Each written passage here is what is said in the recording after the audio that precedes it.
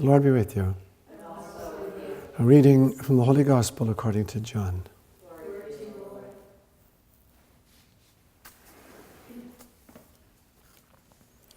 Jesus said to the people, "Very truly, I tell you, unless you eat the flesh of the Son of Man and drink his blood, you have no life in you." When many of his disciples heard this, they said, "This teaching is ridiculous. Who can accept it?" But Jesus, being aware that his disciples were complaining about it, said to them, "Does this offend you? Then what if you were to see the Son of Man ascending to where he was before? It is the Spirit that gives life. The flesh is useless. The words that I have spoken to you are spirit and life. But among you there are some who do not believe." For Jesus knew from the first who were the ones that did not believe and who was the one that would betray him.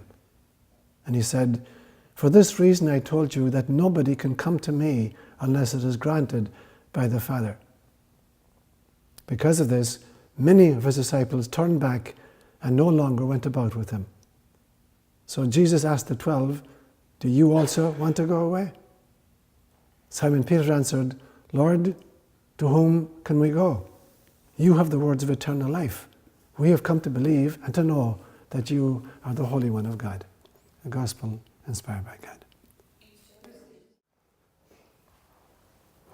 So today's Gospel story is Jesus furiously backpedaling, as I was talking about yesterday, after he had spoken about this, feeding people from his own body and blood, and went on and on and on in yesterday's Gospel out, "Unless you eat the flesh of the Son of Man and drink his blood, you have no life in you, because my flesh is real food and my blood is real drink."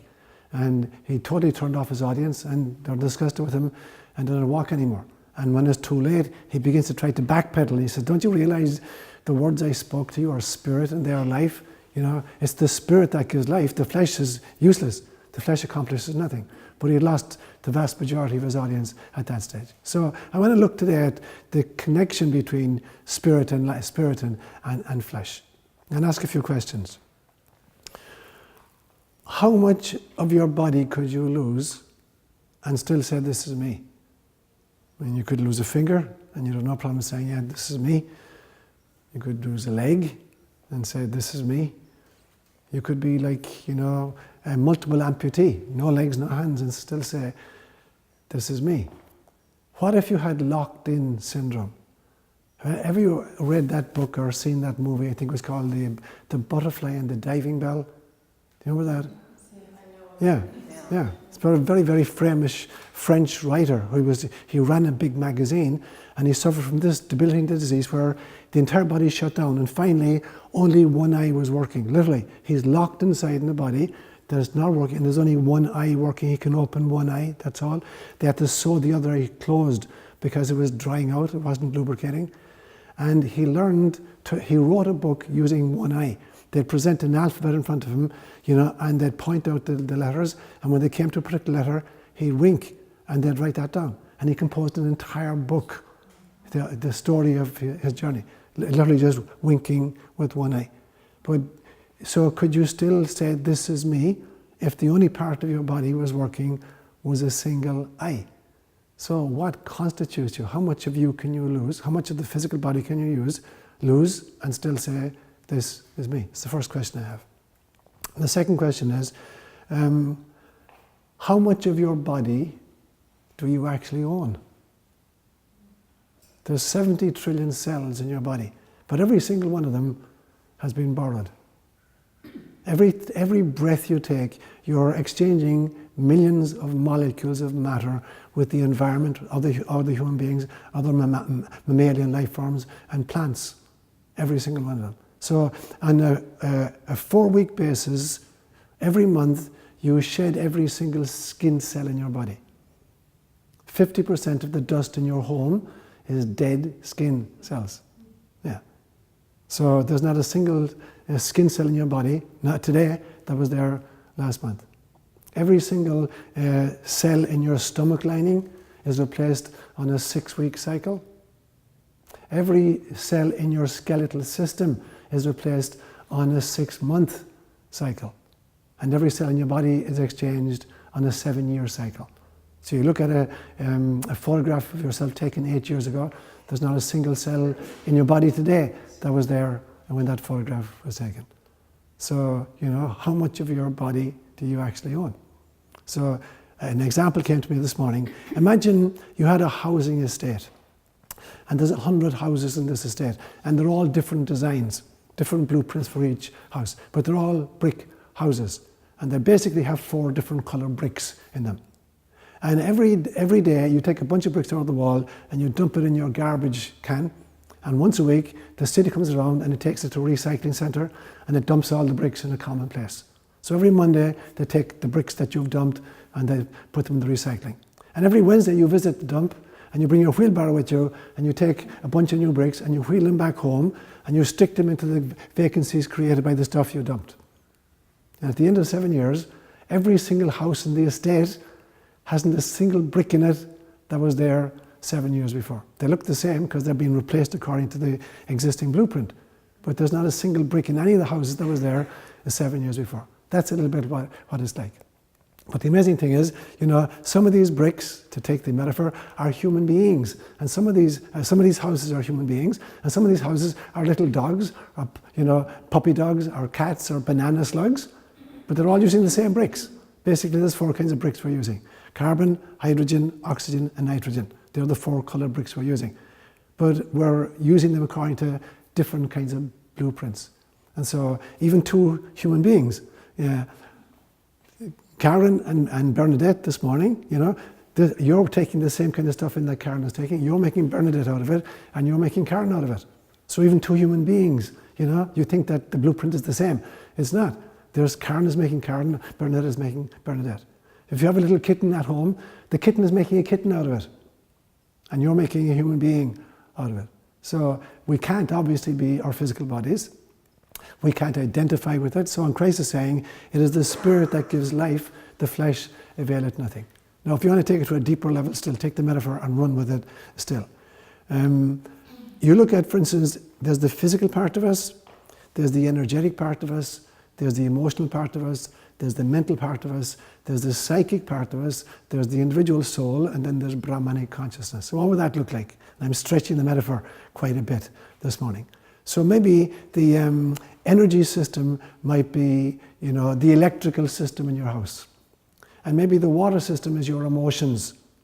And maybe kind of the psychic system is your alarm system that shows intruders at the perimeter. And maybe the Atman, the soul, is the person who's renting the house. And maybe Brahman or God is the person who actually owns the house, and we're just renters of the house. So you can take this metaphor all the way up. So who in God's name are we? And who in God's name we are is God. There is only God playing all the parts. So in some senses, God is the builder of the house, God is the owner of the house, God rents the house, God is the bricks in the house, God is the electrical system in the house, God is the water system in the house, God is the blueprint that created the house, that there is only God. And this, in some senses, is what Jesus is talking about this morning. It is the Spirit that gives life. The flesh is of no avail. It doesn't matter what kind of bricks you're using, and people are using the same kind of bricks and making totally different stuff out of it. But basically, everything that exists is God in drag.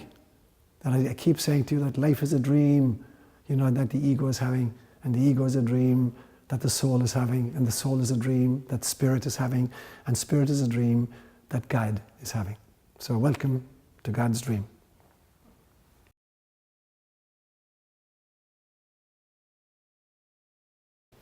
So let me run with that image just for the fun of it. And here's my own theory about it. That, God builds the house, creates the blueprint, gives us this, and then gives us the blueprint. And says, if you need to do repairs, here's the blueprint. Just, repair according to the blueprint. But we spill coffee on the blueprint, by our lifestyle. And so you go back to the blueprint, now you need to do some kind of repairs, and you're looking at the blueprint, but there's coffee stains in it, so you can't quite see the measurements, and you can't quite see, what the original actually looked like. So now you're making repairs according to, a coffee spilled blueprint. So as you're replacing the bricks, you're replacing them in the wrong order, or wrong sequence, or the wrong colours going to the wrong kind of place. And so over a period of time, and you continue to spill more and more coffee, and you got jam smudges, and you've got butter sandwiches falling in it, and finally it's almost indecipherable. And you continue to try to repair the house according to this blueprint that you can't read anymore. And that's where we get old and sick and die.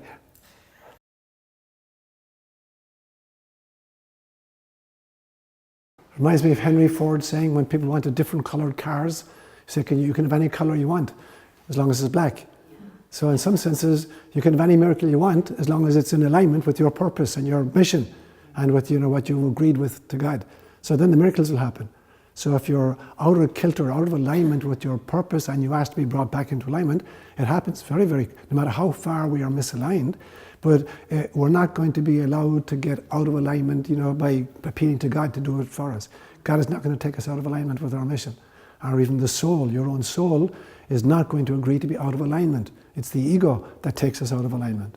And so the miracles happen when I was doing the prayer study. I was in contact with a group of people in Oregon, in Salem in Oregon, who are working with prayer over plants.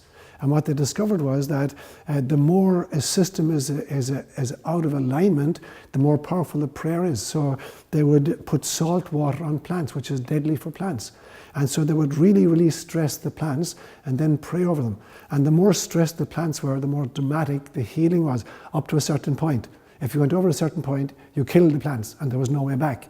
But the more you stressed them, the more effective the prayer of recovery was. So it's like a pendulum. The further you push a pendulum from its centerpiece, the more quickly it'll swing itself back to try to rectify the situation, up to a certain point. So the miracle is bringing us back into alignment.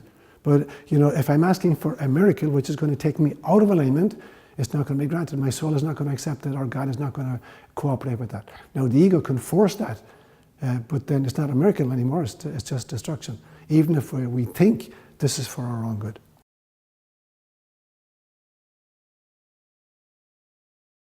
Very important. So I think that there are actually, for me, there are 6 stages to prayer. The first stage of prayer is meditation.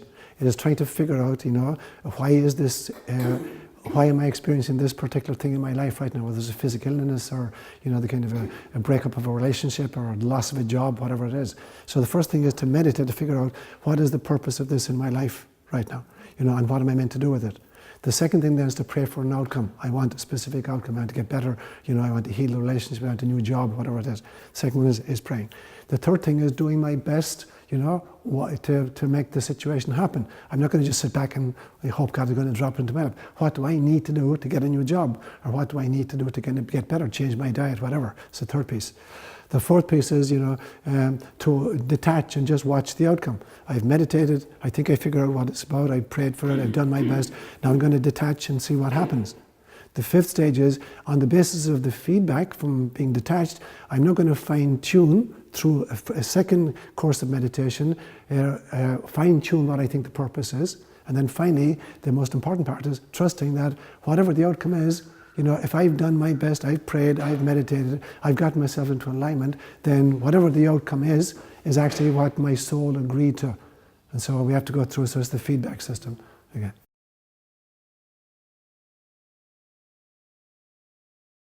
To use a totally different kind of an image, just like, imagine you're supposed to pick somebody up at San Francisco airport, and they're flying in from London. And you check on, and the scheduled arrival time is 1:15 p.m. But then, instead of heading off of the airport, you decide to check. And then you find out that there's been a weather storm over Chicago, and they had to land the plane, someplace else. It's going to be delayed for 2 or 3 hours. And you keep checking on, so you delay your departure time from Palo Alto to go to the airport based on the report you keep getting about the status of the flight. And then finally you're told it's in the air again, it's going to be in San Francisco at 6:25 p.m. And then, you can track these things with apps online. You find out it's actually 15 minutes out from the airport right now. Then you get in your car in Palo Alto and you head off. And so your departure time from Palo Alto is predicated on the feedback you keep getting about the status of the flight. So that in some sense is what prayer is like. That you're praying for a thing, you're intending leaving at a particular stage, but then on feedback, that's not a good time to leave. I'm going to be sitting for hours at the airport.